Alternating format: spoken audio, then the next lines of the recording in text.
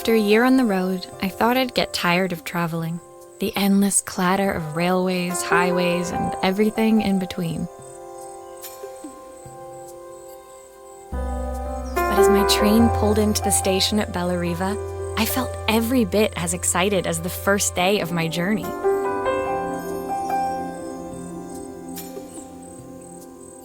A whole year. It felt like a lifetime. The places I'd seen, the people I'd met, of course, the forgotten treasures I'd given a new lease of life along the way. I'm a restorer by trade. Bringing our most beloved possessions back to life is what I love to do. I'd been traveling for months, working my way from one town to the next, fixing everything from family heirlooms to VCRs. Bellariva was my chance to take a break. Unfortunately, that would have to wait until after I'd unpacked.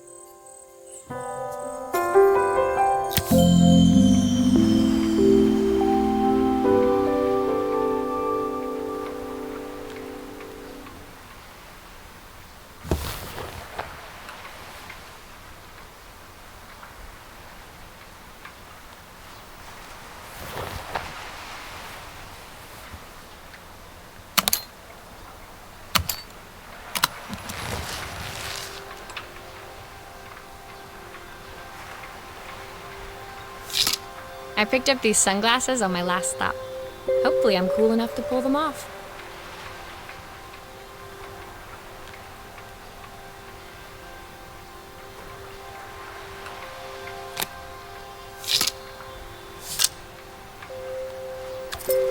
I saw a guitarist wearing these at a show once.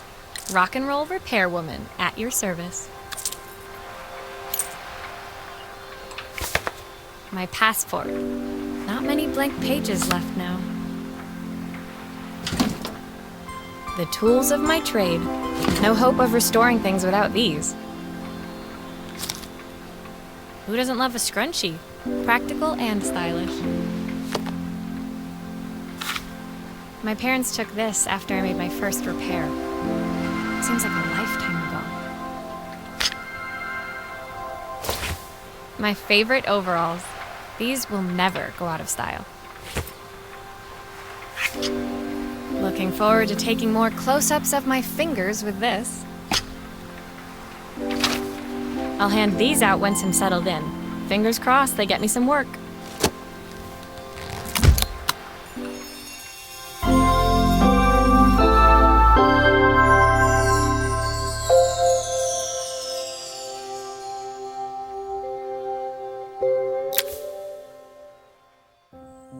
Finally, I'd made it to Bellariva. I'd come for the food festival, taking place in a few days' time. After living off TV dinners and instant ramen for the last few months, I was craving a decent meal. Of course, I'd need to earn enough money to pay for it, so I figured I'd head out the next day and find some work. My parents never wanted me to go. They wanted me to stay in their shop and have a simple, stationary life. I knew there was a world out there, beyond the four walls of our antique store, that I had to be a part of. I daydreamed constantly about the weird and wonderful places each of our antiques came from. I loved figuring out their stories, revealing the memories hidden beneath the screws and wires. My story in Bellariva began with a little girl and a voice she was longing to hear.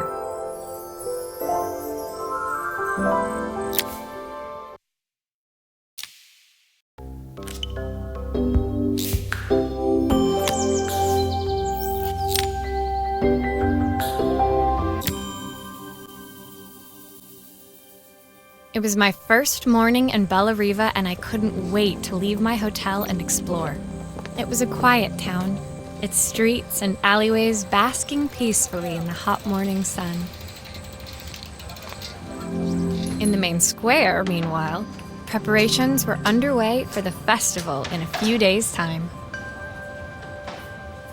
As I handed out my flyers, I wondered what the people of Bellariva would need me to fix. So far, everything here seemed perfect. I was starting to worry I'd made a mistake when I felt someone tapping me on the back. Hi, I'm Izzy. Do you know how to fix things? It was a little girl, maybe 7 years old, who must have gotten hold of one of my flyers. She rummaged around in her backpack until she hauled out a battered red cassette deck. My tape is broken and I can't make it work anymore. I tried to fix it myself, but there's this metal thing in the way. Can you try?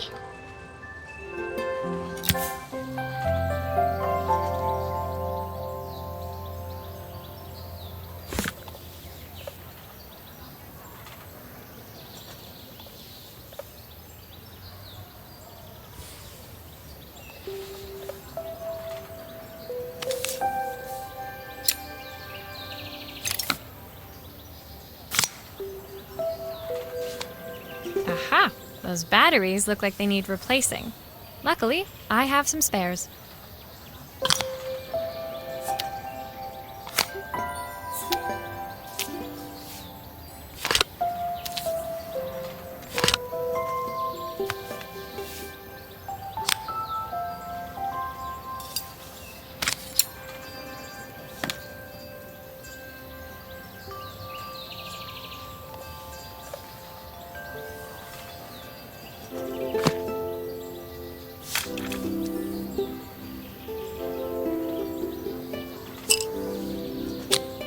Why did you do that?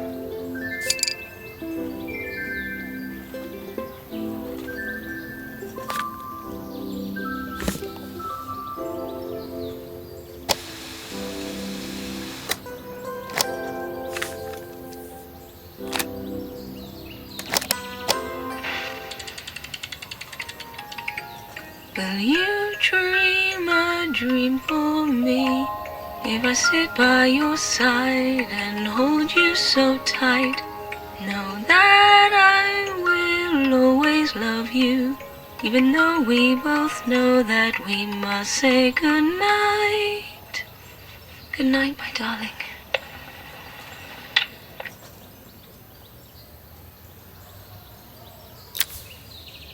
When it finished, Izzy picked up the tape deck and tucked it carefully into her backpack.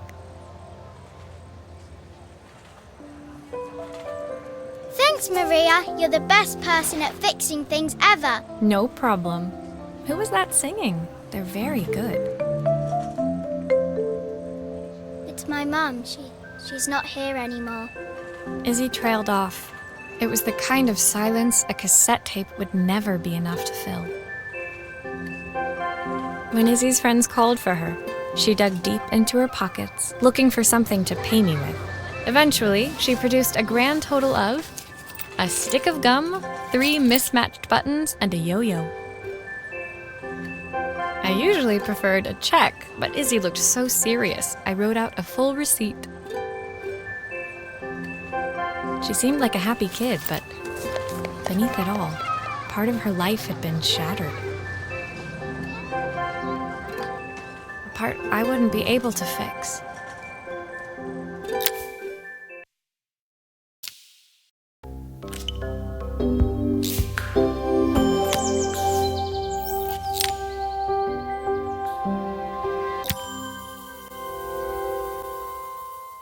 My first repair complete, I spent the rest of the day doing small jobs in and around the square. I was exhausted when I got back to my hotel and found a message asking me to make one more visit. The address led me to a quaint little house, a stone's throw from the beach. Bathed in the evening light, it looked beautiful, in spite of its flaking paintwork and chipped tiles. The front door was opened by a harried-looking man, still dressed from a long day at the office. Are you Maria? My name's Joseph. I'm Isabel's father. I'm so sorry she bothered you this morning. Please, come in. I'd like to settle up properly. On the mantelpiece, I saw the remains of a broken statue. Without thinking, I picked up a fragment. Ah, my father's statue. What's left of it, at least. Yet another way I'd have disappointed him. It survived 100 years in this family. But 5 minutes with Isabel and... Do you think you can salvage it?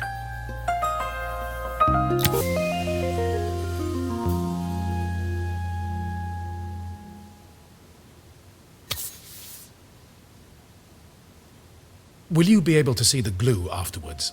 I don't want people seeing the cracks.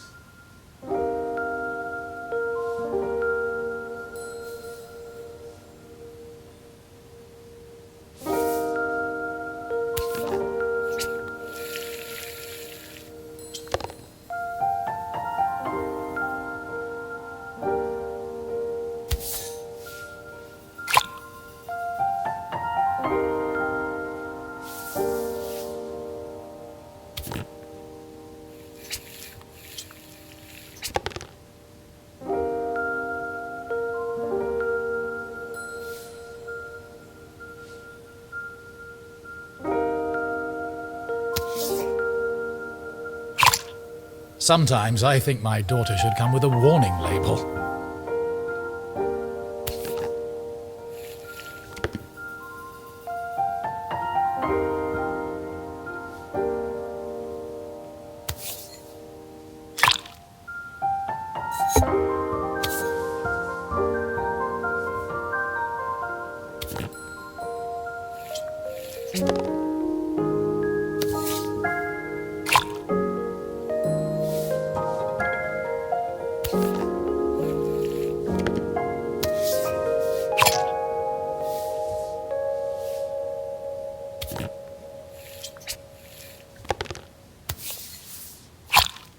Is this glue really strong enough to hold everything together?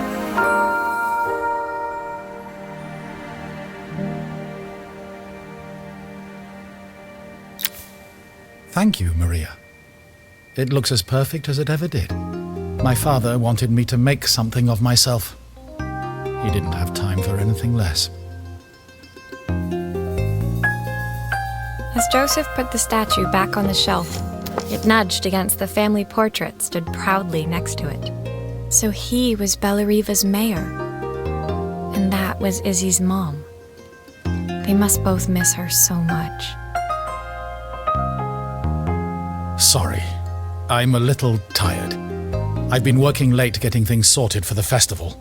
There's only a few days to go. Looks like I'll be working late. Again? When I told my parents I wanted to leave, they always found an excuse to be busy, to avoid talking about it. I guess keeping themselves occupied was their way of pretending it wasn't happening. Joseph's work must have been taking up so much of his time. But maybe that was what he wanted. I just hoped he was finding enough time for Izzy, too.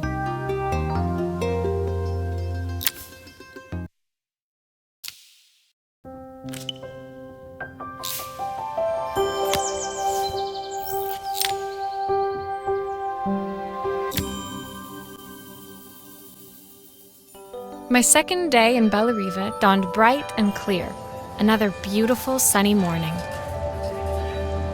Walking into town, I passed cafes overflowing with customers cradling their morning coffees. I stopped, breathing in the smell of roasted coffee beans and freshly baked pastries. I was about to go inside when the owner of Carmen's, the cafe next door, stopped me. Hello, Maria? Were you here yesterday handing out flyers? I have a job for you. Her place was petite, tucked between its competitors as if hoping they wouldn't notice. Judging by the empty tables inside, though, her potential customers hadn't noticed it either. It's a bit slow today, but we're just getting started. I'm sure it'll pick up soon. As Carmen chatted, she walked over to the counter and returned with an old rotary phone. At least I've got plenty of time to practice my recipe for the festival. It's a new special I've been working on. I was hoping to call my sister for some, seasoning tips, but it won't connect. Can you see if you can figure out what's wrong?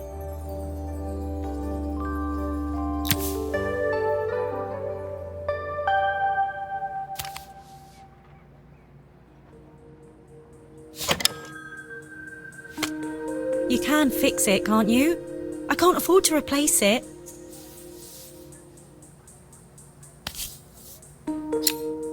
Obviously, we'd normally be much busier than this.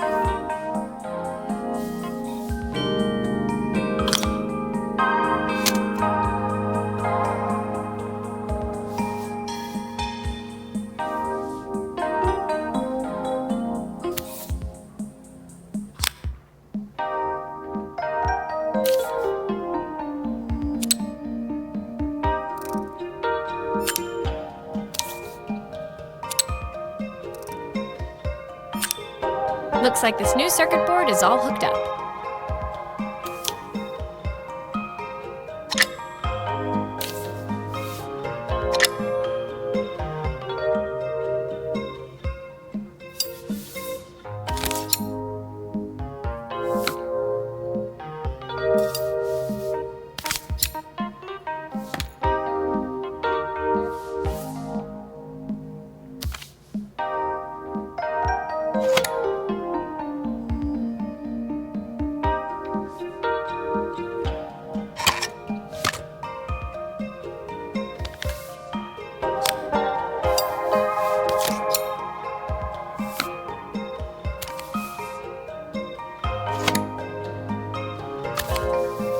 There's still a part I need to attach. Where does it go?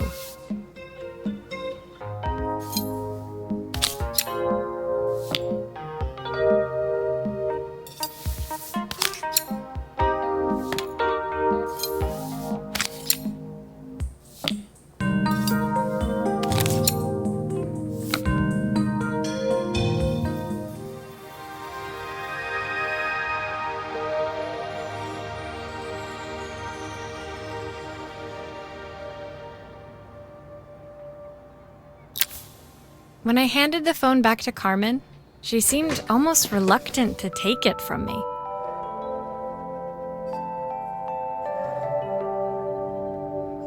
So it's all working now, is it? I don't have to leave it to dry or let it cool down? Nope, it's ready to go. It'll be ringing off the hook in no time. That's if I can pay my phone bill anyway. And the rent and the suppliers. Anyway, take a seat and I'll be right with you. Your coffee's on the house.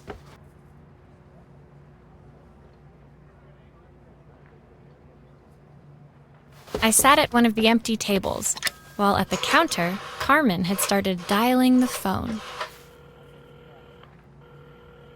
Hello! How's my favourite sister doing today?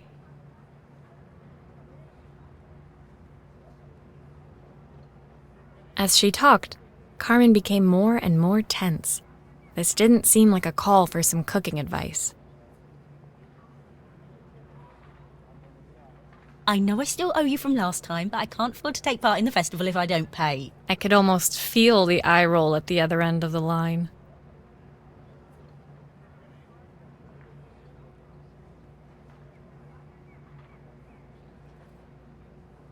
You don't need to be here though. Can't you just put the check in the post?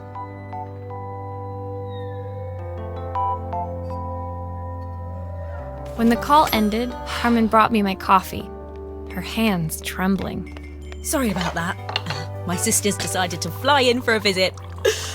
Oh God, I have to get ready. Actually, I might have another job for you. Can you come by tomorrow?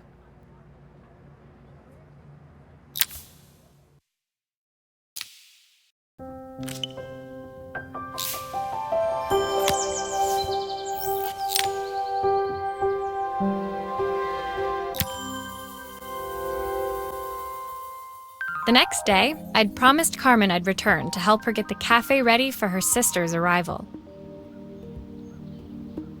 I was about to set out when I received an unexpected call from my hotel's reception desk. Apparently, another guest had asked for me by name.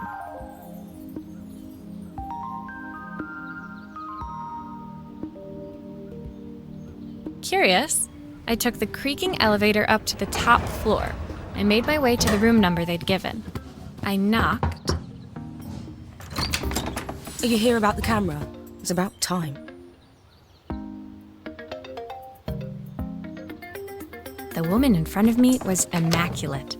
Not a hair out of place or a crease to be seen. My sister tells me you know how to fix things.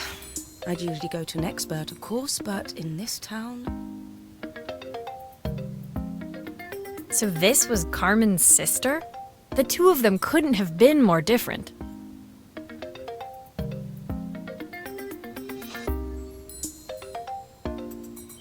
Inside her room, I saw a beautiful reflex camera, any professional photographer's dream. The viewfinder is completely dark. I can't see anything through it at all. I assume you can figure out what's wrong?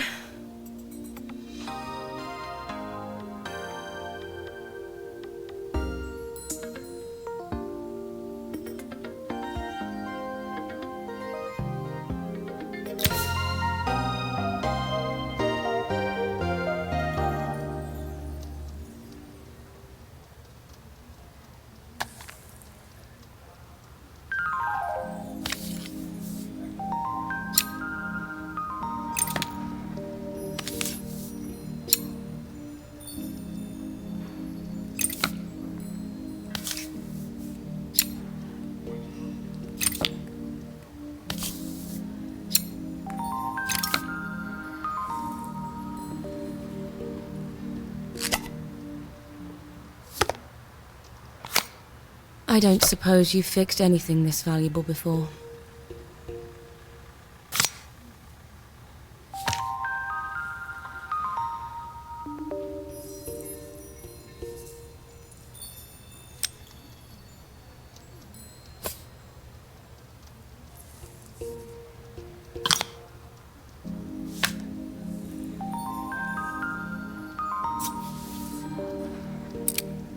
If I used the screwdriver, I could adjust the angle of the mirror.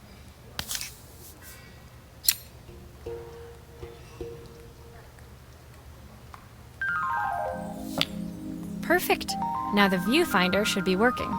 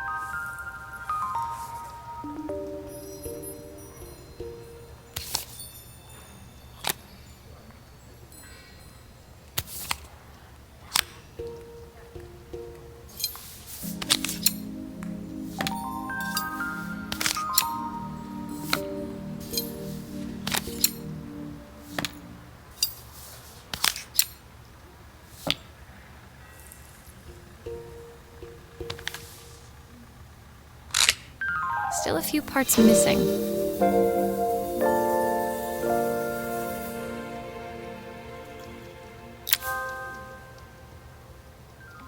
I felt a pang of envy as I handed the camera to Helena. I put my disposable to shame.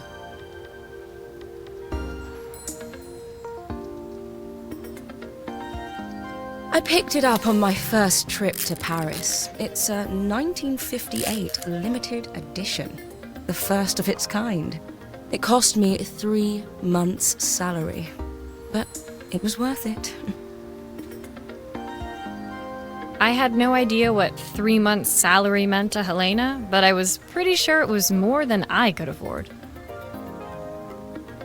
It was strange, really, that we were even staying in the same hotel. I'd picked this place because it was cheap and cheerful, but surely she could afford somewhere better? She took some test shots, fiddling with the camera settings until she was absolutely satisfied. This work is immaculate. At least there's one person in this town who knows what they're doing. Sending you to me might be the first thing Carmen's actually gotten right. I wondered why Helena had bothered coming if she thought so little of her sister. I hear nothing from her for weeks, and then when she finally does call me, all she wants is money. If she thinks I'm lending her another penny, she'll have to convince me it's not a total waste of time. That didn't sound good. If Hurricane Helena was about to hit, I hoped Carmen was ready.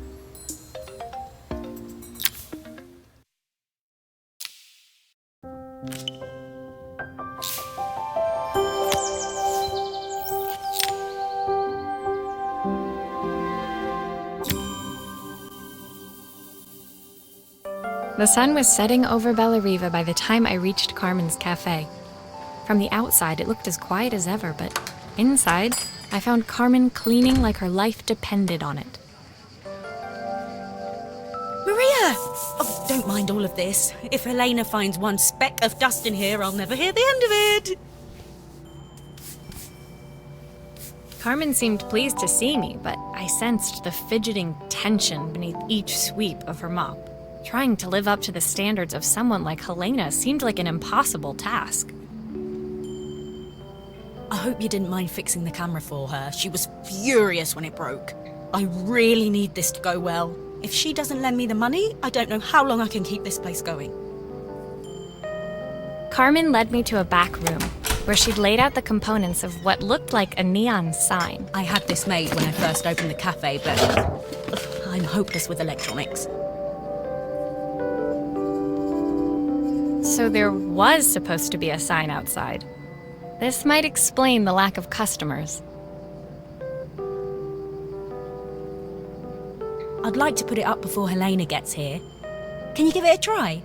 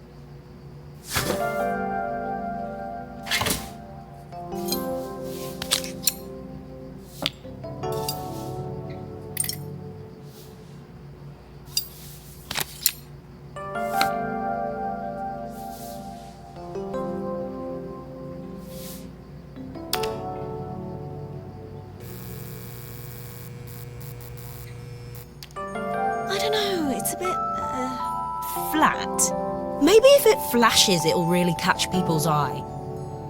Great idea! I think I have a spare part that could do that.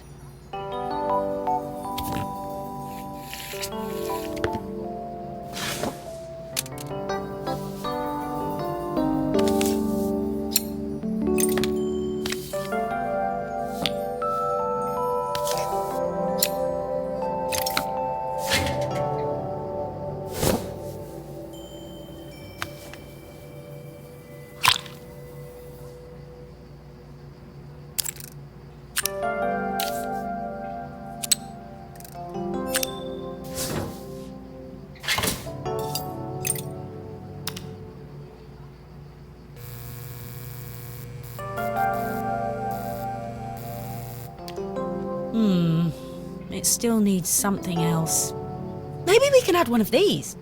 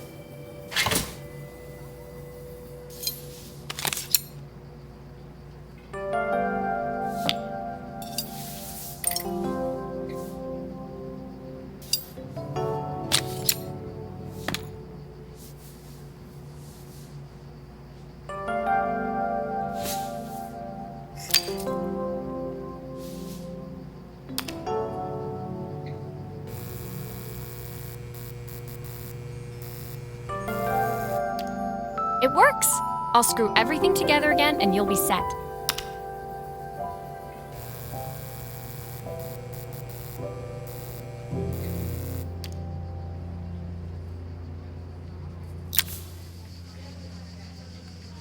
The sign fixed, we headed outside and mounted it carefully over the cafe door.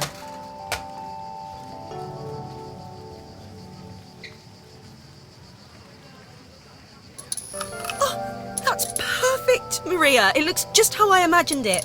When I had this sign made, it all seemed so simple. Oh, I can't believe I might have to give it all up. I hope I've done enough.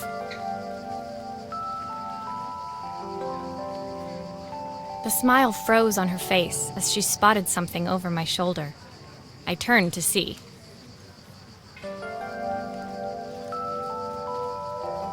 Of course, my sister owns the only cafe in this entire town that isn't actually open. For better or worse, Helena had arrived. Carmen opened her mouth to explain, but Helena swept indifferently past her. Finally pausing in the doorway, she turned back towards Carmen. The first thing we're doing is getting rid of that hideous sign. And with that, she disappeared inside. I hoped Carmen's chances of saving the cafe hadn't disappeared with her.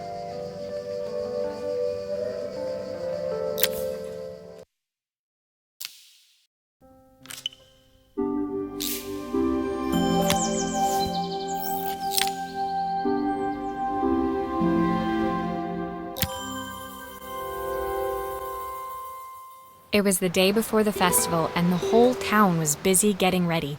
I had more work than I knew what to do with. When Joseph called with another job, I was craving the cool quiet of his and Izzy's seafront house. I'd barely reached their front door when I heard someone calling me. Psst. Maria, I need your help. Quickly, it's top secret. It was Izzy, peeking out from the side of the house. She beckoned for me to follow her.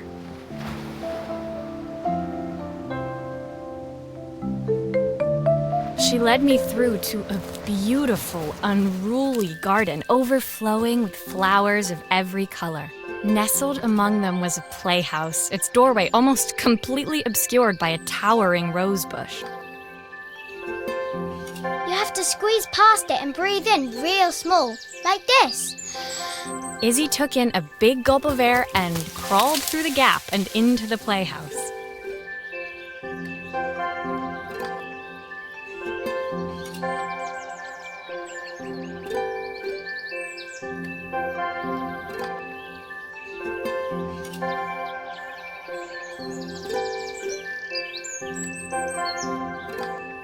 I hadn't planned on crawling in the dirt today, but the life of a repairwoman never did run smooth. On the table inside, there was an electronic toy. Not exactly the usual stock in my parents' antique shop. I had an accident. I didn't do it on purpose or anything, but it won't turn on anymore. Can you fix it for me?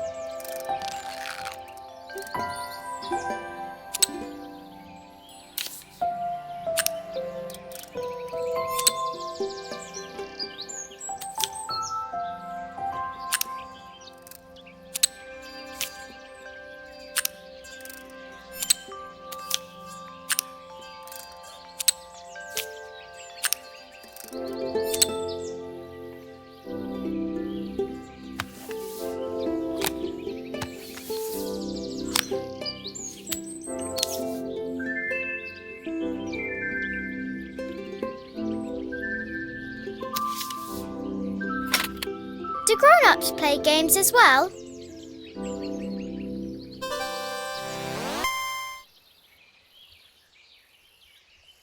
Can you show me how to play? I tried before, but it was so hard.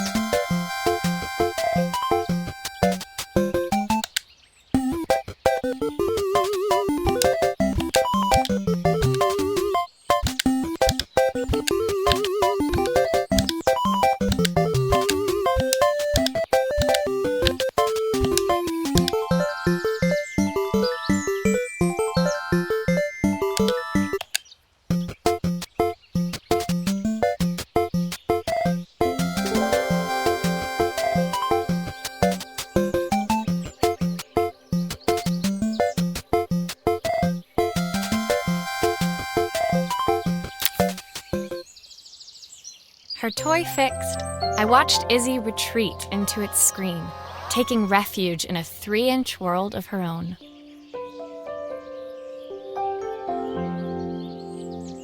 Well, I'd better head inside. Your dad is waiting for me. Please don't tell him about the game. He'll think I broke it on purpose. Why would he think that? Because, well, I kind of dropped it really hard at the wall.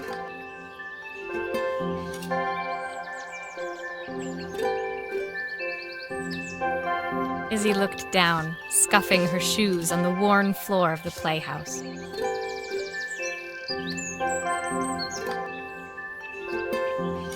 My dad said I have to go to this stupid festival tomorrow and put on a stupid dress, and I don't want to. All he cares about is working. He never wants to see me unless it's for his job. I'm not going. He can't make me. With that, Izzy dove back through the rosebush and disappeared into the wilds of the garden. She was so young. She couldn't be expected to see that her dad was struggling too. It made me think, had I really tried hard enough to understand my parents' point of view? I was so focused on the adventures ahead of me, maybe I didn't care enough about leaving them behind.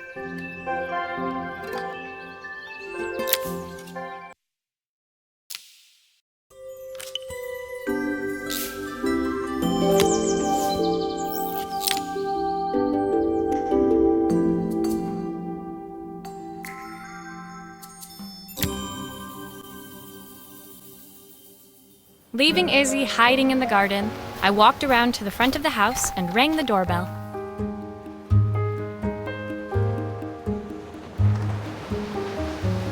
It was only then I noticed my favorite overalls covered in grass stains. I scrubbed desperately, but it was too late. Maria, what are you doing? What happened to your clothes? I was, repairing a lawnmower. How unusual. Well, do come in. The job I've got for you is a little more delicate. Totally embarrassed, I walked into an orderly room filled with papers and ledgers. So this was his office. You must be so busy getting ready for the festival. Are you looking forward to it? Of course. It's traditional for the mayor to judge food from every cafe and restaurant in town. I'll be declaring the best chef in Bella Riva by this time tomorrow. Speaking of which... He unclipped the watch from his wrist and very carefully handed it to me. I'll have a tight schedule to follow, but my watch stopped working a while ago. Could you see if you can make it tick again?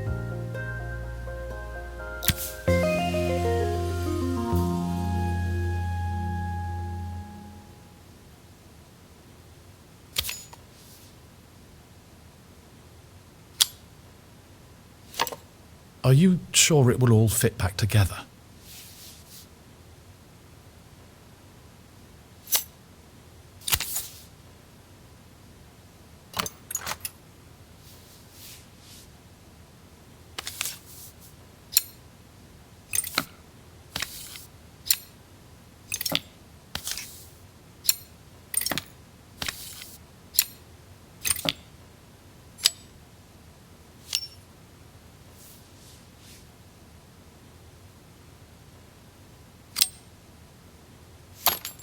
Ah, the main plate has completely cracked. I'll need to replace it.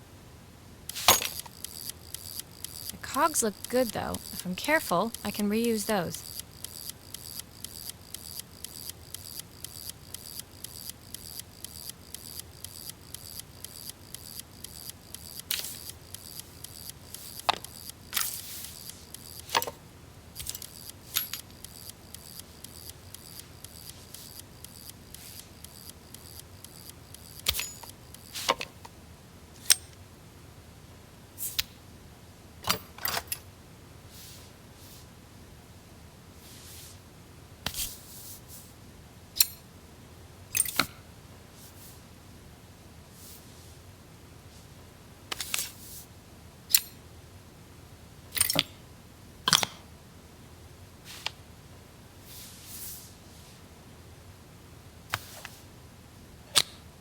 I've not gone a day without this watch since my wife gave it to me.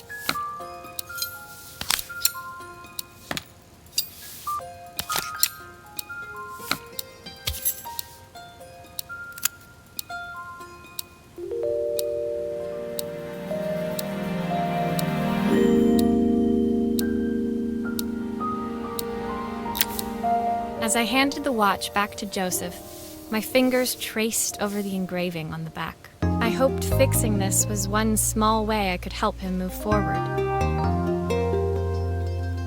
I can't believe it's working, Maria. Thank you. My wife was a brilliant woman. Feeling this ticking on my wrist, it makes me feel like she's still here. Watches measure minutes and hours like they're infinite. I didn't know we had so little time. Even with Isabel, I barely see her. And when I do, she acts like she hates me. Just then, the phone rang. Even when he was at home, his work was never done. Sorry, Maria. I have to take this. I'll see you at the festival tomorrow. As I left, I turned and saw him pacing the floor of his office, his watch glinting in the afternoon sun. I hoped its quiet ticking would at least bring him some peace during the busy days to come.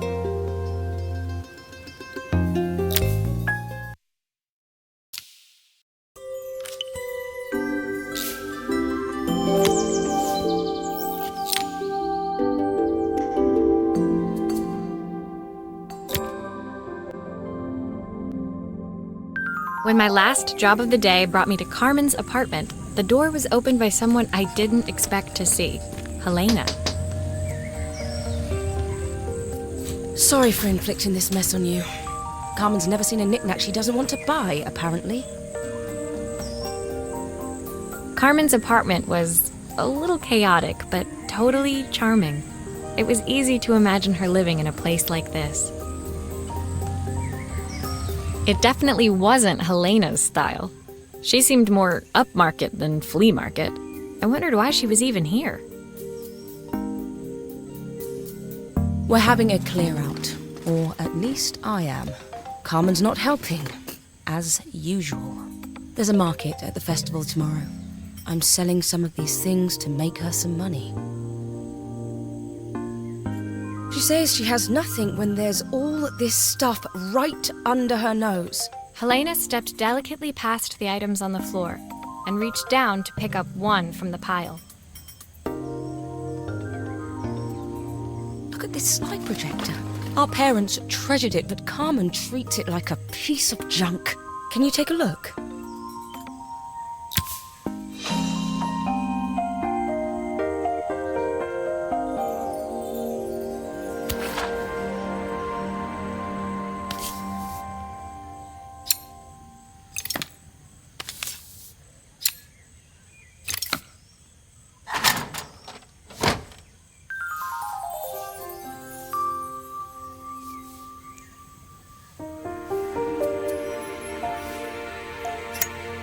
That light bulb is completely smashed.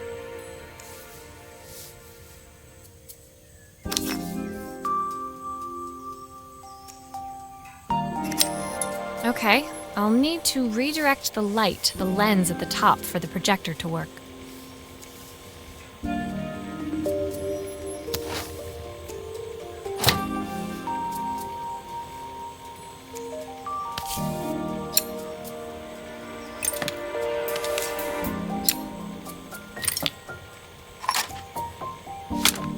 Oh, typical.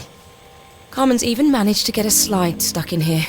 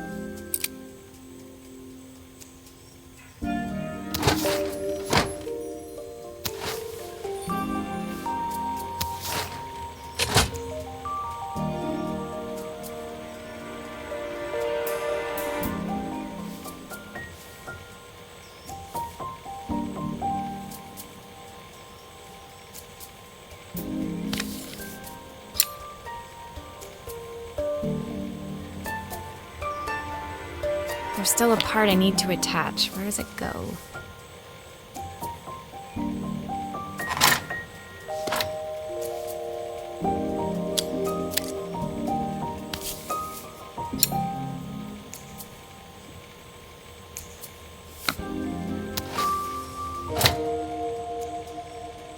I was so excited when I moved to the city. Carmen, she looked so sad.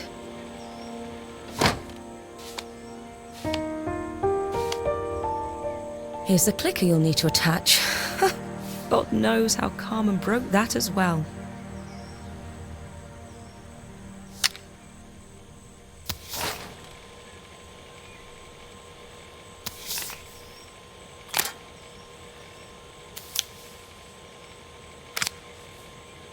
I think I've missed a screw somehow.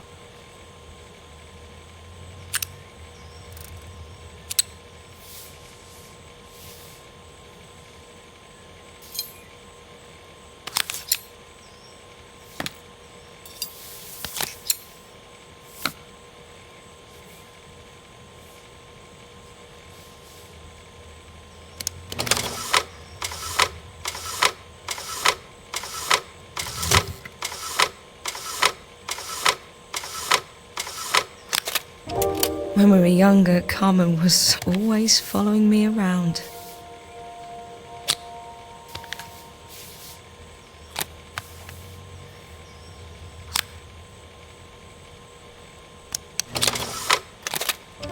I suppose she looked up to me.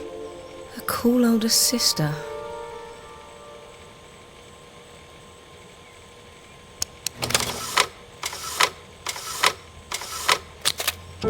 She used to ask me when I was coming home, but I was always too busy.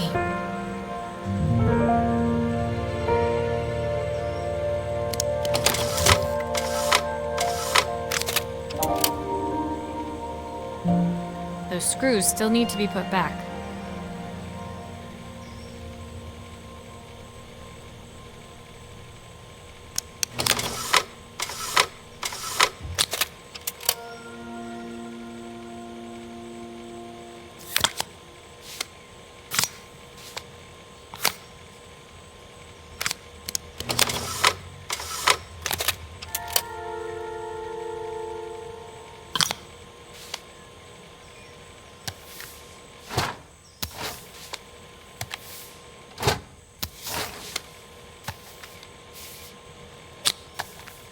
Those screws still need to be put back.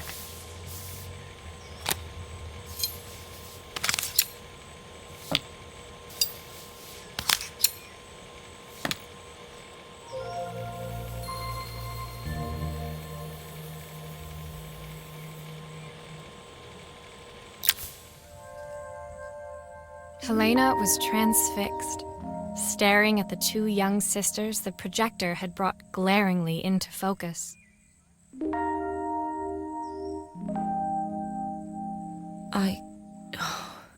I never meant to let her down. But you haven't, have you?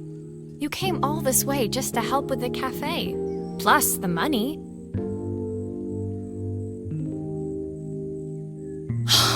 That's the problem. There is no money. I lost my job a few months ago. My savings are almost gone. I have nothing.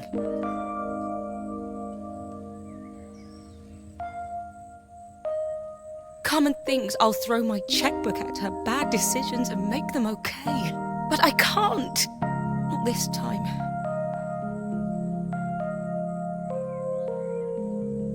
You know, the funny thing is, I came here wanting to tell her the truth. But she's so infuriating. How can I ask her for help when all she cares about is herself? Helena fell silent, shrinking under the gaze of her younger self, projected onto the wall. We drifted so far apart when I moved away. It felt like the only thing keeping us together was my bank balance. I know I have to tell her the truth. It isn't fair. But I already lost everything else. What if I lose her too?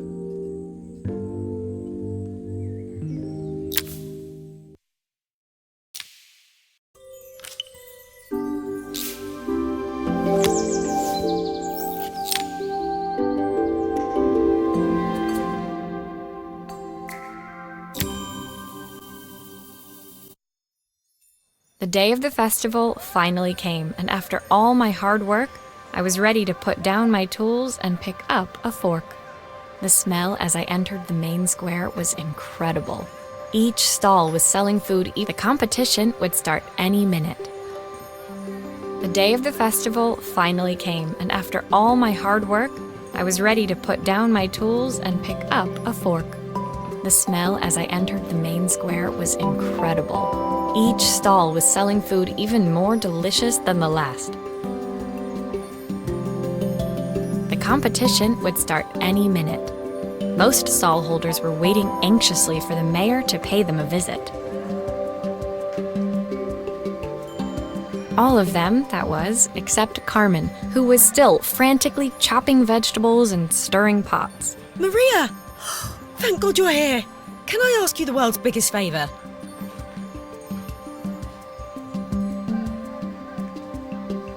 Helena was supposed to help me run the stall today, but she never turned up. Probably too ashamed to show her face. I can't believe she lied to me. Carmen was stirring so furiously she was in danger of tipping the pot over altogether. The mayor will be here any minute for the judging, but I'm almost out of my special. She wasn't really going to ask me, was she? Not on my day off.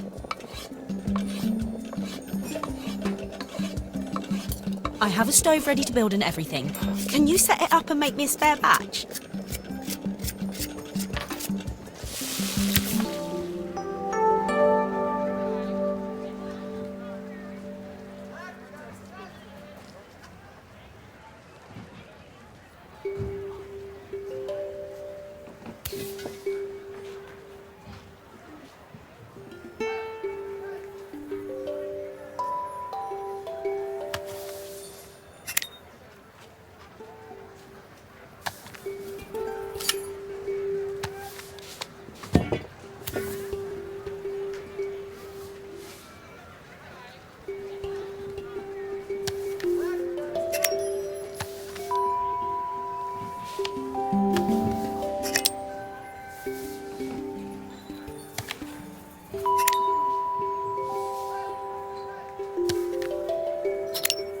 It all fits. Now to light the gas.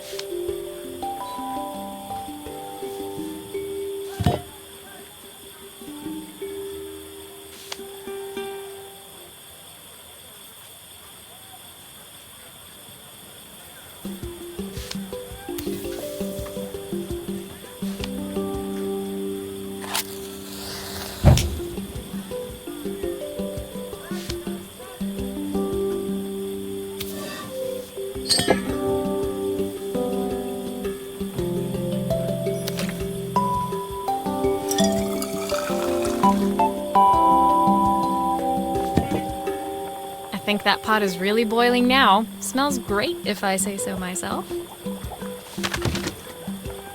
Here are the ingredients that Carmen's given me. What to add first?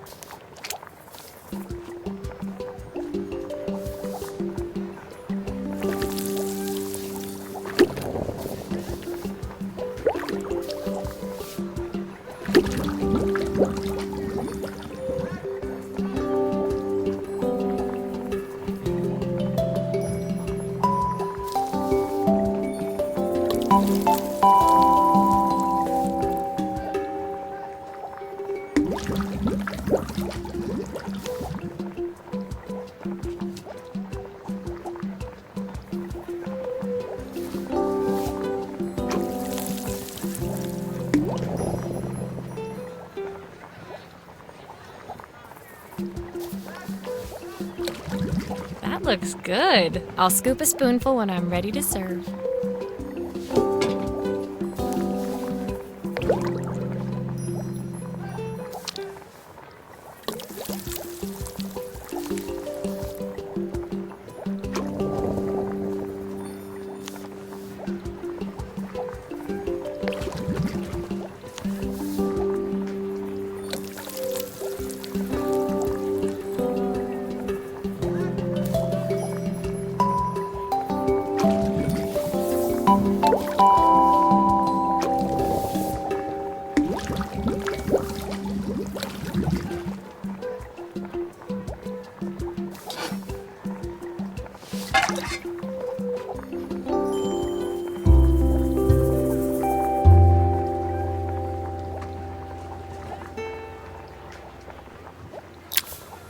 My part done, Carmen took over and added the finishing touches.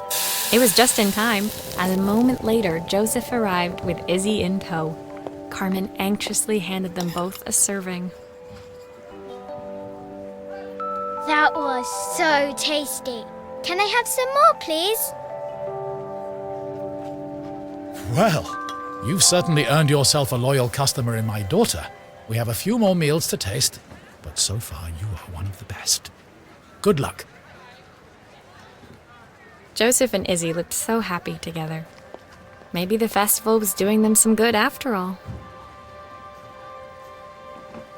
Carmen, on the other hand, seemed annoyed. But why, when it had all gone so well? I wish Helena was here to see this. She's so convinced I'll never succeed at anything. She wants what's best for you. She's just not very tactful about it. Yes, I know. Even when I was a kid, she pushed me when no one else did. I just wish she hadn't lied to me. But then, I've asked so much of her over the years. I never stopped to think how much she actually had to give.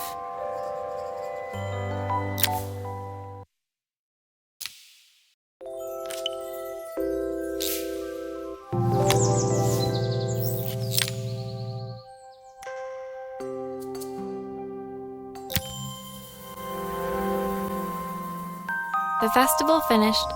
I only had one day left before I had to catch my train and leave Bella Riva behind.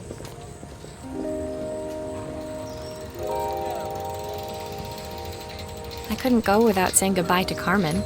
So, that evening, I made my way to the cafe. It was unrecognizable. She'd done it. Best food in Bella Riva. Half the town was outside waiting to see what the fuss was about.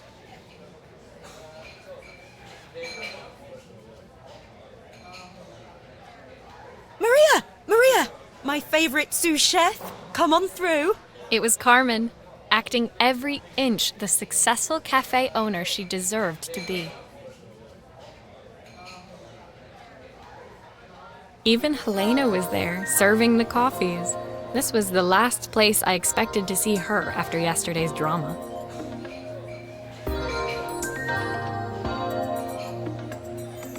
Carmen led me through to a balcony upstairs, where she brought out an old record player. I found out where Helena was on the day of the festival.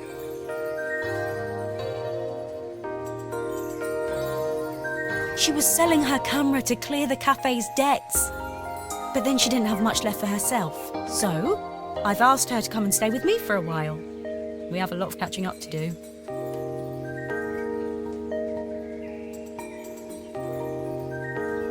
I wanted to give her this, to cheer her up. We listened to it all the time when we were kids.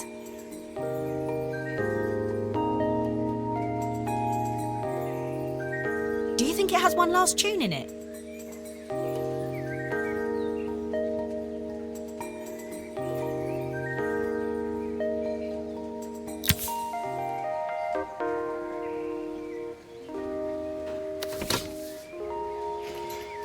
Okay, let's see what happens when we turn this on.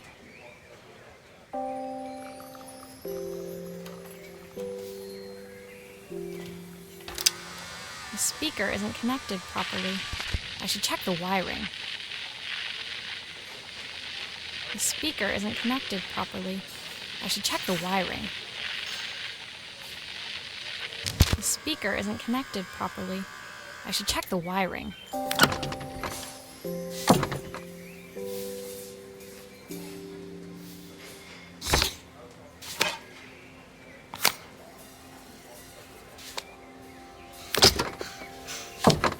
Here's the problem. This wiring isn't connected properly.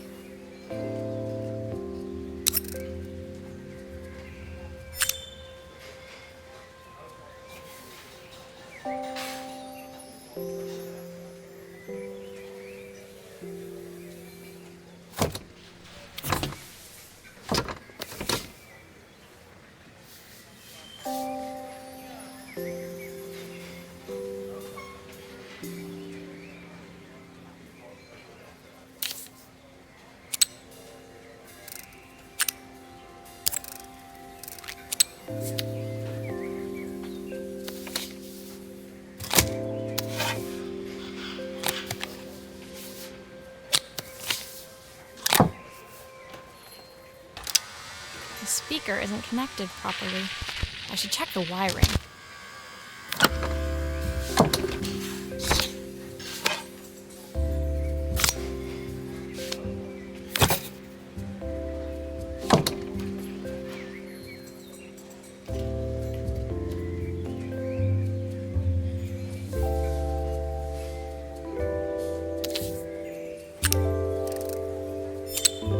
If I turn the volume up, I should be able to hear it now.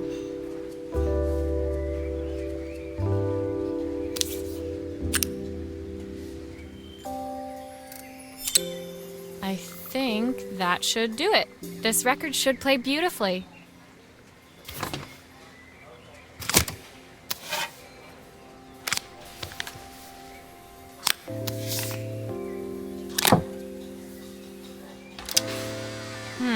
It's spinning the wrong way. How can I get it to play in the right direction? It must be to do with the motor. Let's see if one of these spares can turn things around.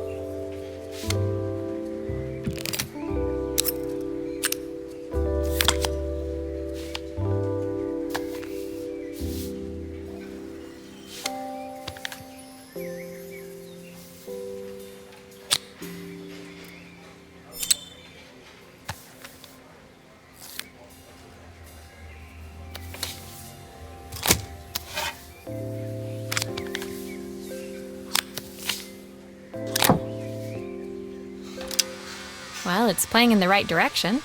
I should check it's turning at the correct speed.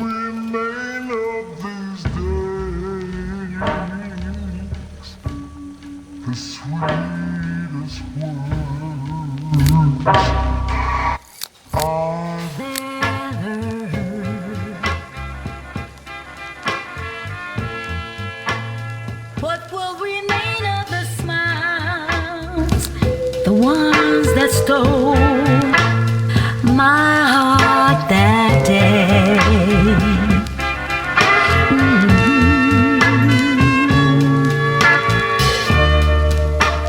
Surely want to know. The record player's crackling tune must have caught Helena's ear, as she appeared a few moments later. Is that my old record player? I can't believe you've kept it all these years, Carmen. Leaning over the music, they looked just like the young sisters the slide projector had preserved all these years, inseparable once again.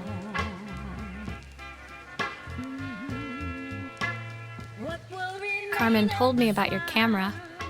That was a really generous thing to do.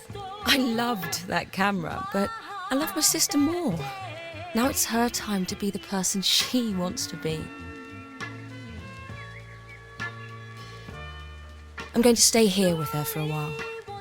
Make up for lost time. Carmen and Helena's relationship wasn't suddenly going to be perfect, but they were both prepared to try. And to think, it had all started because of a call Carmen made about some seasoning tips.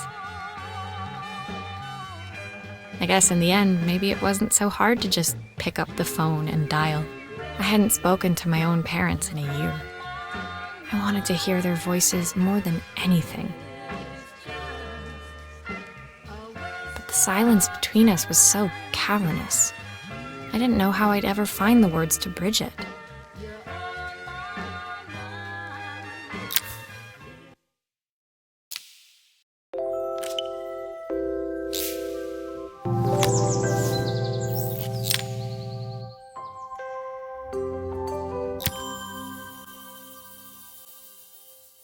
My final morning in Bella Riva, I received one last call out to Joseph and Izzy's house. I knew I had to pack, but I figured I could squeeze in one final job before I had to leave. When I arrived, I found Joseph tidying up his wilderness of a garden. The playhouse was already cleared. Inside, I could see Izzy happily testing out her screw-driving skills on the back of her cassette deck. You've made quite the impression. Izzy, tells me she's going to be a repairwoman like Maria. I'm sure she could be anything she wanted if she put her mind to it. She could. She's a brilliant child. Spending the day with her at the festival, I haven't had so much fun in ages. I wanted to give her something before she starts to forget. Inside, the house was transformed, flooded with light and the sounds of the garden. It felt alive again. This would be my last repair in Bella Riva, but it felt like it was the house that had really been restored. It's a music box. It used to play beautifully, but now when I wind it up, nothing happens. I'd love for Izzy to hear it sing again. Can you help?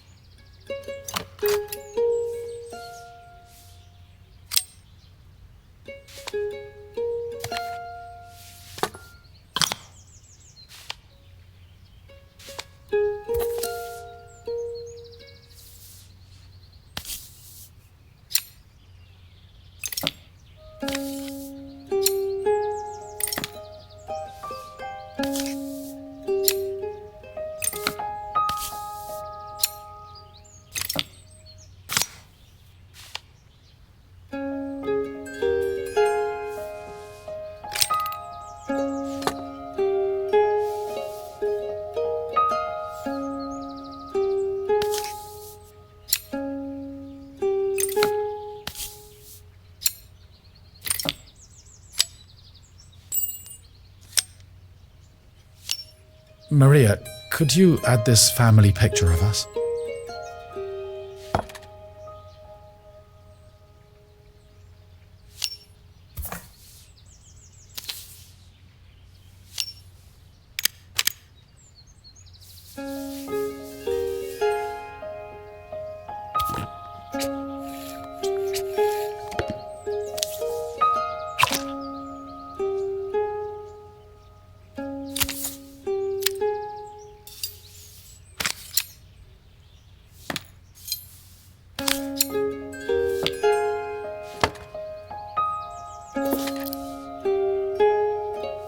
This mechanism is completely broken. I'll need to take it all apart before I can fix it.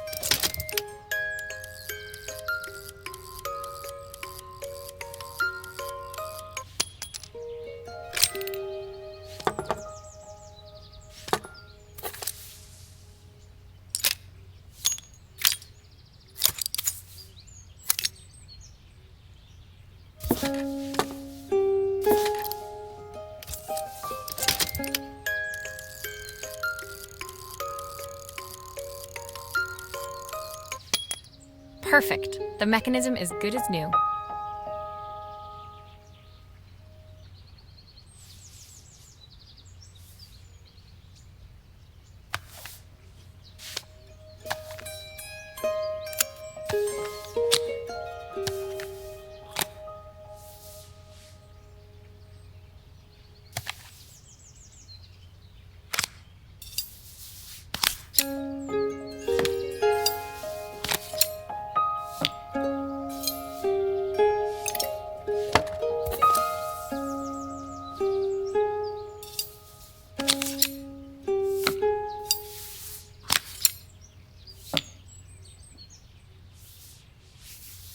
There's still a part I need to attach. Where does it go? I think that's everything back together again. I should play it to make sure.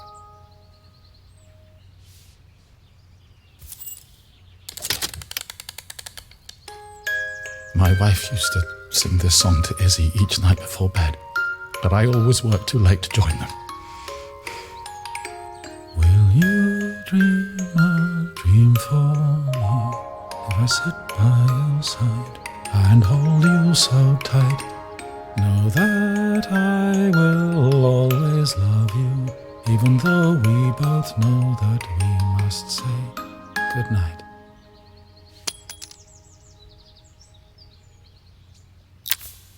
I've missed so much already. I want to be the father my wife wanted me to be. I've ended up so much like my own father, working all the time. Izzy needs me more than that, especially now it's just the two of us. My daughter comes first. Well, not until she gets bored of her stuffy old dad anyway. I'll never ever get bored of you, Dad. Izzy came running into the room where Joseph scooped her up and onto his shoulders. She gazed at the music box, her eyes shining. I'd never seen her look so happy. Thank you, Maria, for everything. The things you fixed for me.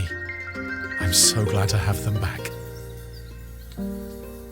Joseph was a good father, and I could tell he was determined to be an even better one. When it came down to it, that was all any of us wanted. A second chance to make something right.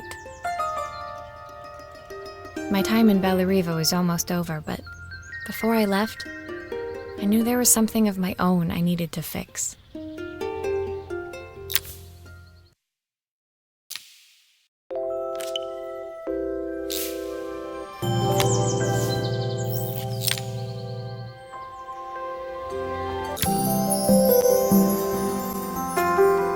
My time in Bellariva was almost at an end. Another chapter finished in a story whose ending I hadn't felt ready to write. The people I'd met, the items I'd restored, they'd taught me so much about what was really important. Pulling out my suitcase from beneath the bed, I remembered the day I stole it from my parents' shop, the day I left. Afterwards, I was too ashamed to call them, to apologize. It was a guilt I'd been carrying around every day since. As I packed, I knew that it was up to me to find a way to lighten the load.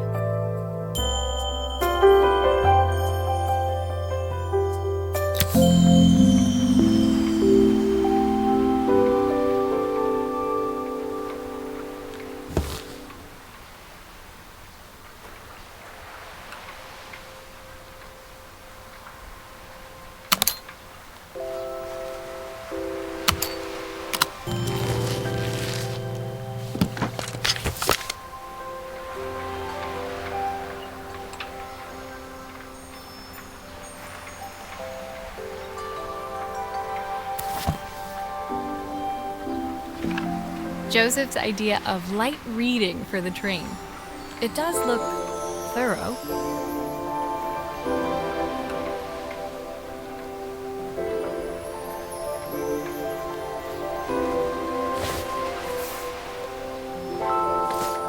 Helena gave me these designer shirts. Not sure I'll pull them off as well as she does.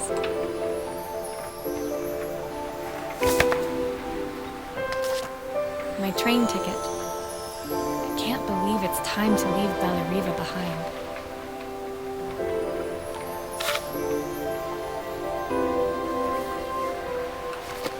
My parents would love Bellariva. Maybe I can convince them to make the trip.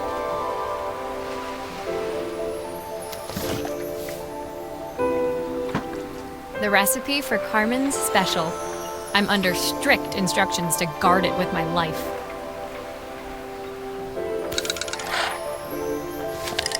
Izzy gave me this in exchange for my repair manual. She'll be a pro in no time.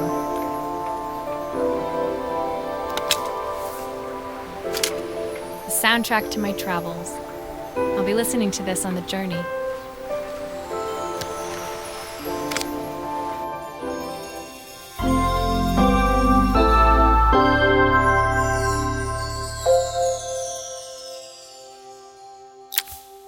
My suitcase was full, but it was my heart that felt heavy as I made my way to the station. I was sorry to be leaving Bellariva behind, but I hoped that, in my own small way, I'd made a difference.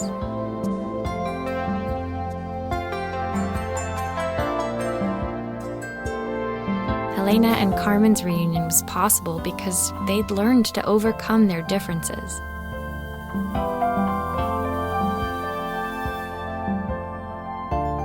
Joseph had realized he shouldn't let his grief or his work get in the way of his relationship with Izzy. They'd each learned to see things from someone else's perspective.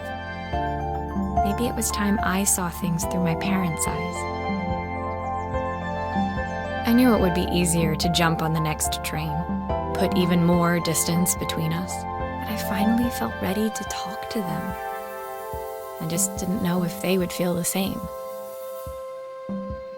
Did I even remember their number? I wasn't sure until I reached for the phone and it all came flooding back.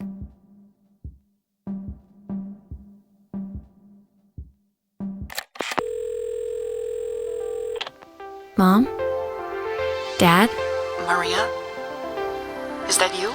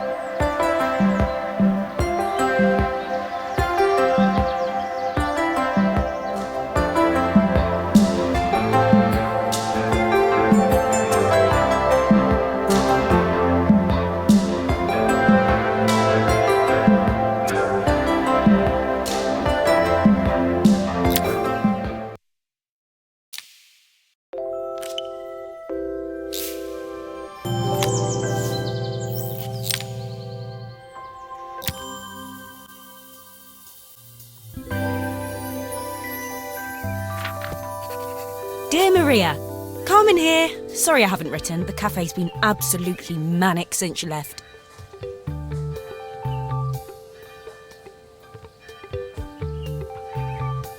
Luckily, I have Helena here to help. You wouldn't recognise her. She's like a new woman. She's always running round, taking orders and making drinks. I even heard her compliment a customer on their outfit. Personally, I draw the line at fluorescent green bowling shirts, but each to their own. It certainly made the customer smile. She misses the city, though. Bellariva's many things, but it's definitely not as chic as she'd like. She said there was a coffee shop near her old apartment where they made coffee with a shape drawn on top. It got me thinking, I'm an award-winning chef. I can figure out how to put a leaf on a cappuccino. A bit of cosmopolitan coffee might be just what Helena needs. Of course, ordering a new coffee machine was the easy part. I wish you could have seen the mess I got into trying to put the thing together.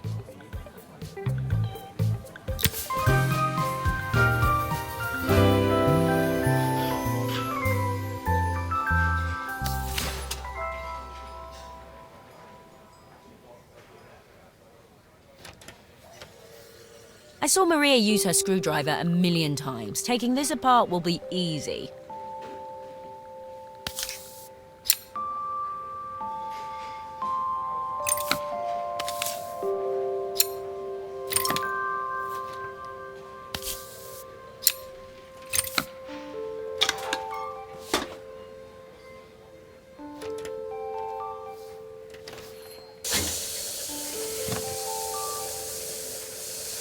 These pipes look pretty simple.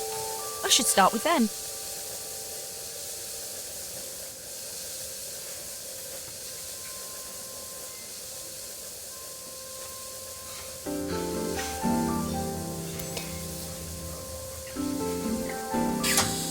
I'll need to connect all the pipes correctly to stop the steam pouring out.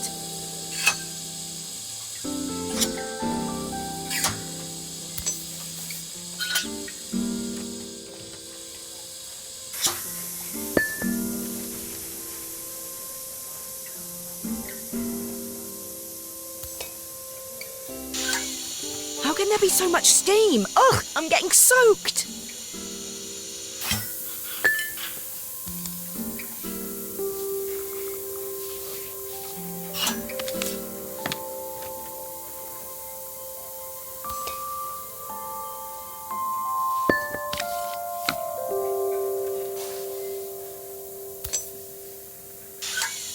That steam doesn't look good.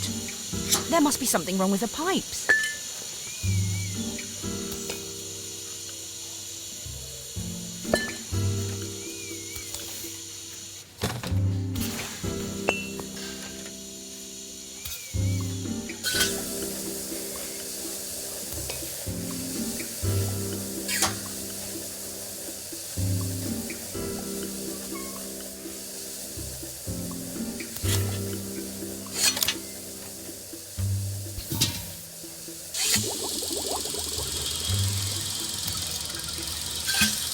The pipes are all connected, but there's still steam everywhere. Something's in the wrong place.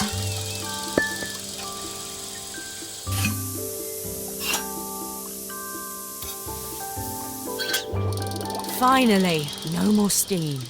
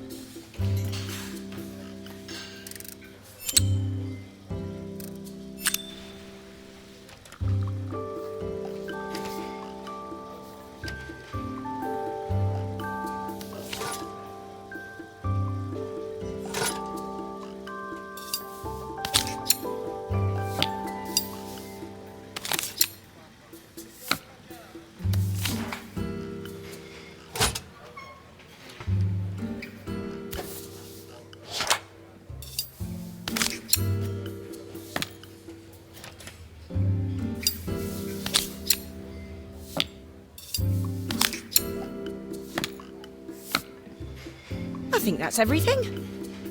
Better test the buttons, just to make sure.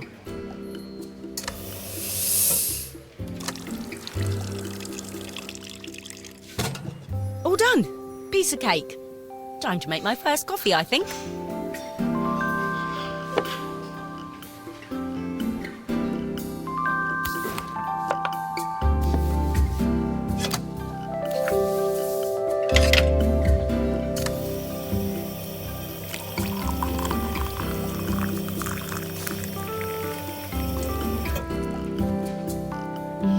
Smells delicious. Now to make it look magical.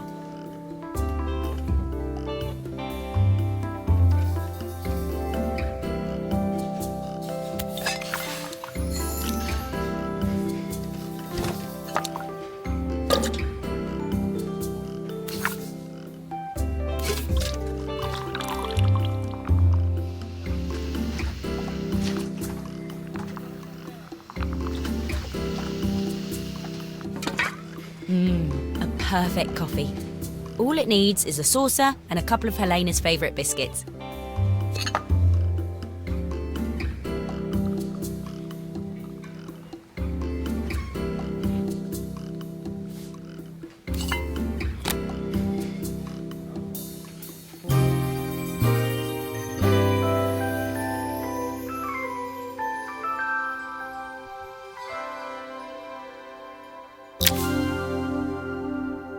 I was feeling more has-been than coffee queen by the time I'd made a drink fit for human consumption. It looked a bit, postmodern, but knowing Helena's refined tastes, I hoped she'd think it was intentional. Always the connoisseur, she didn't even bother to look at it at first. She was so busy wafting it under her nose. Steamed up her glasses, of course. How was she going to see my work of art through an eye full of fog? When she finally spotted it, though, she was totally impressed. I'll admit, she spent several minutes trying to figure out exactly what it was I'd drawn.